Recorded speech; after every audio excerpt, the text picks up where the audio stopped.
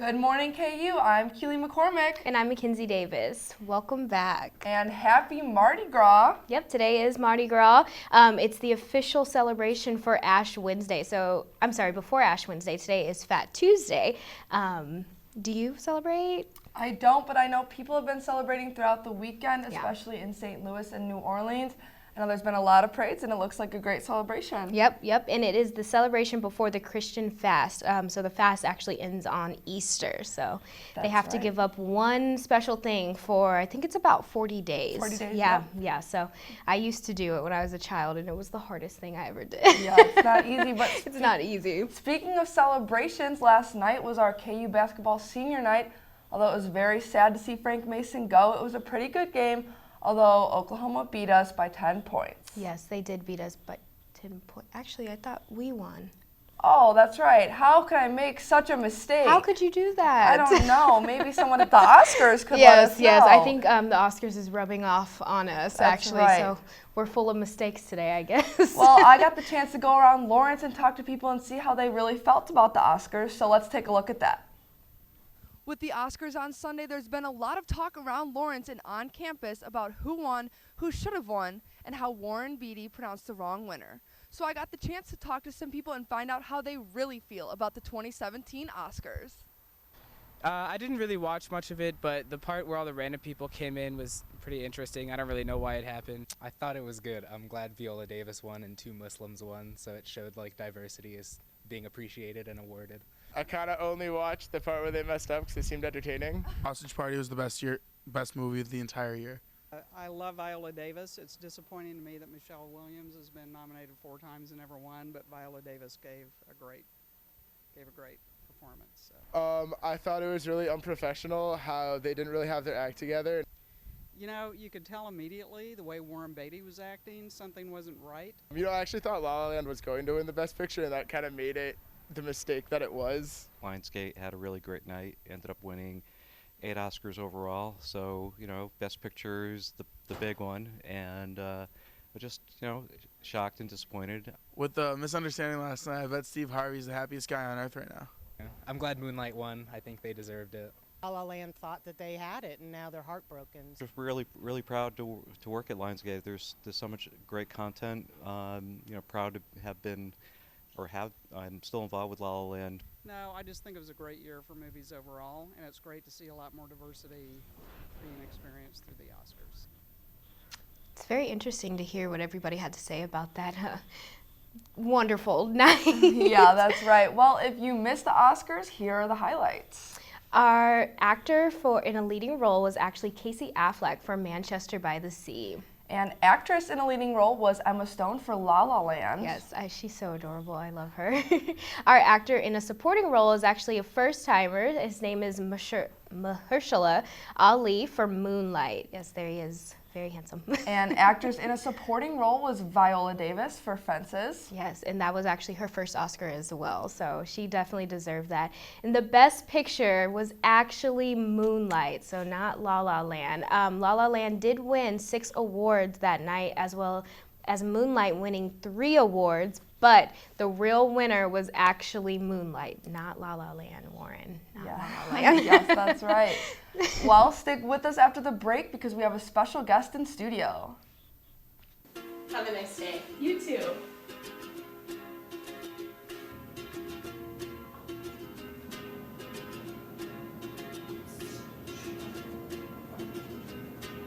Have a great day. Thanks. You too.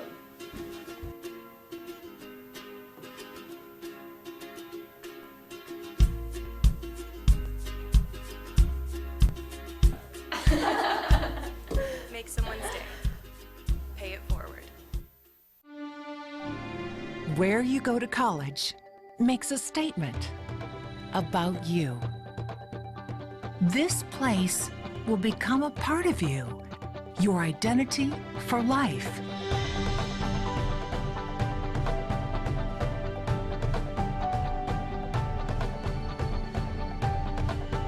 The University of Kansas. A great place to be you.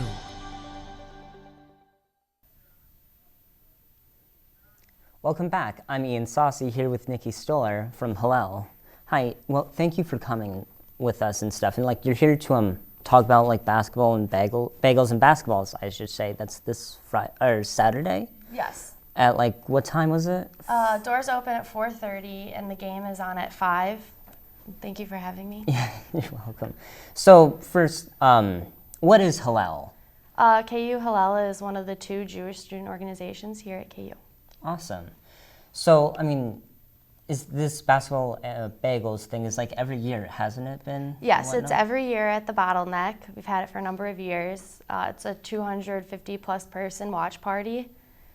There's a lot of food. We'll have bagels, obviously, pizza, and delicious desserts from some of our sponsors.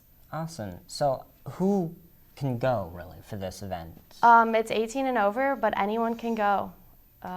Their tickets are online on Facebook at KU Hillel, or you can get them at the door at the Bottleneck. And then the tickets do cost $5, wasn't it? Yeah, $5. Awesome.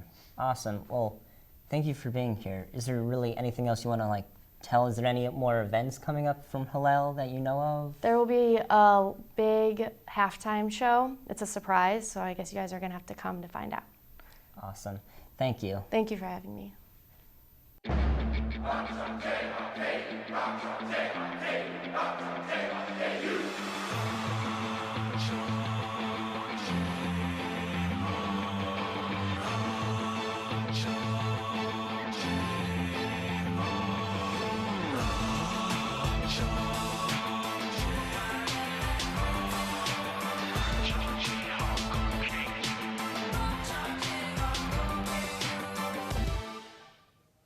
Welcome back. I'm Malik Jackson, and this is your Tuesday Good Morning KU News Update.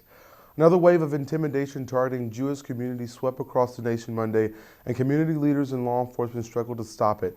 These included the desecration of grave sites at cemeteries in Philadelphia and outside St. Louis. Swastikas were etched on cars in Miami Beach, and bomb threats forced evacuation of Jewish community centers. White House spokesman Sean Spicer said that President Trump was deeply disappointed and concerned by the cemetery vandalism and other acts. The man accused of fatally shooting an Indian man and injuring 2 others at Austin's bar in Olathe, Kansas last week has made his first court appearance. 51-year-old Adam Puritan was wearing a safety smock designed to prevent him from harming himself during the hearing. He is charged with first-degree murder and 2 counts of attempted first-degree murder. SpaceX founder Elon Musk said he plans to do a private space mission using a company rocket to transport 2 passengers around the moon. He claimed he was approached by 2 private individuals who know one another, but whom did not identify. They would be launched late next year on SpaceX's Dragon 2 vehicle on a Falcon Heavy rocket, a flight which would be an autonomous spacecraft that needs no specifically trained astronauts on board.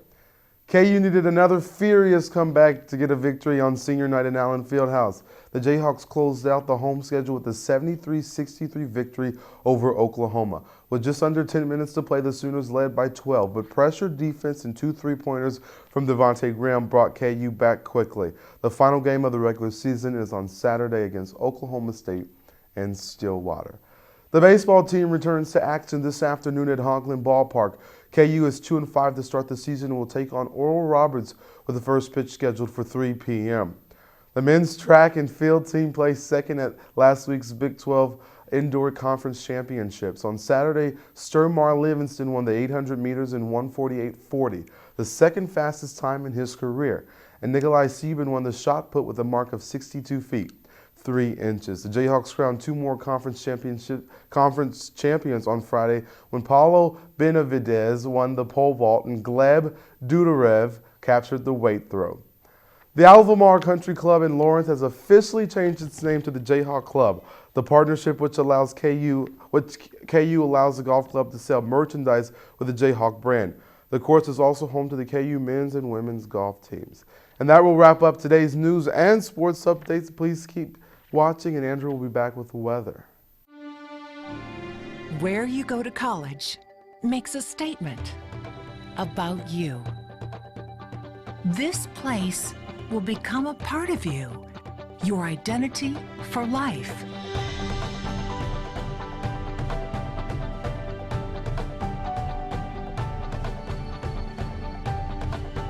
The University of Kansas. A great place to be you. Welcome back. My name is Andrew Wagner, and we will be having a red flag warning in effect today, starting at 12 p.m. and moving into the 6 p.m. hour. So that means that today we will have favorable conditions for fires to start and for fires to spread quickly once they do happen. So that means they can start as quickly as a spark being lit on the ground. And then along with that, we also have sustained winds at 25 miles per hour coming out of the southwest and gusts up to 30 to 40 miles per hour. So that will also be affecting that red flag warning for the day. And then moving on into today's weather, we can also see that our high temperature will be 75 degrees with mostly cloudy skies and those favorable winds for that condition. And then breaking down your day, we can see that at 11 a.m. it's going to be around 68 degrees, and then moving on into the 3 p.m. hour, the high temperature for the day at 75 degrees, and then moving into the 5 p.m. hour as you're getting ready to leave campus, it will be 70 degrees, and then into the 7 p.m. hour where the temperature will be 62 degrees and start to decrease as we move on into the evening hours. And just showing a little graphic about the winds for the day. All the winds will be out of the southwest, and you can see that in the morning, so within the next few hours it will be around those 30s for the wind gusts, and then moving on into the early afternoon, that's when the wind speeds will pick up, and those wind gusts will be stronger and up into the low 30s and upper 30s, and even possibly up to 40.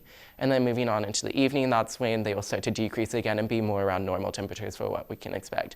And then looking at tomorrow, tonight, our temperature will bottom out at 36 degrees, and we do have a chance of thunderstorms coming into tonight. I'm predicting about a 30% chance of storms happening, and that can be thunderstorms with thunder and lightning happening, and also some hail and wind gusts, but I'm predicting it will be more towards central Missouri where the storms are more likely to happen.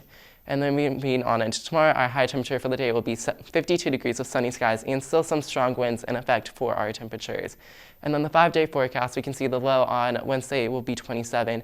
And then the rest of the week looks to be around the high 50s to low 60s. And then moving to the weekend, that's when the temperatures will start to increase again to a high of 68 degrees for that game on Saturday at Oklahoma State. So it's going to be a little bit chillier than what we're hoping for now, but it's feeling like that winter temperature since we still are in February and early March. So this is right around average with where we normally are.